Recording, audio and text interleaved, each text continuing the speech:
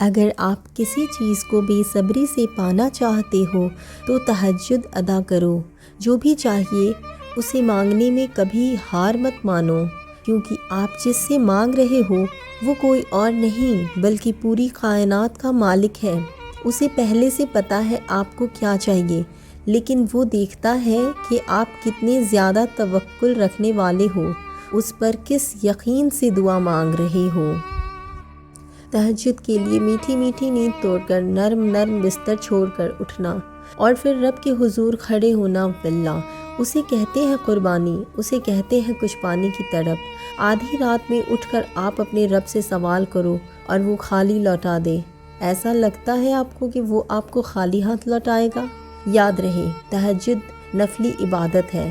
یہ قبول تبھی ہوگی جب فرض کی ادائیگی ہوگی، مطلب پہلے ہم نے 5 وقت کی فرض پابندی سے ادا کرنی ہے، پھر تہجد۔ جب بھی اللہ کریم سے کچھ مانگو تو وہ چاہے فرض نماز کے بعد کی دعا ہو یا تہجد کے بعد کی دعا ہو، اپنے دل میں ڈاؤٹ مت رکھنا اس بات کا کہ ملے گا کہ نہیں، کیونکہ یاد رہے آپ اس سے مانگ رہے ہو جو 100% دے سکتا ہے۔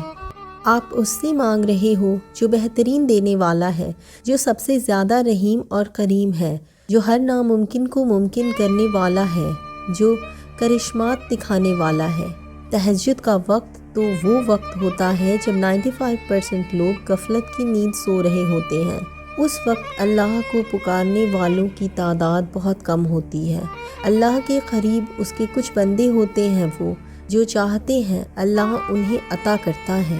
کہا جاتا ہے تہجد کی دعا ویسی ہوتی ہے جیسے کہ کوئی تیر جو نشانے پر ہی لگتی ہے، مطلب دعا 99% قبول ہوتی ہے۔ اگر 1% قبول نہیں ہو رہی تو اس کے پیچھے اللہ تعالیٰ کی حکمت چھپی ہوتی ہے۔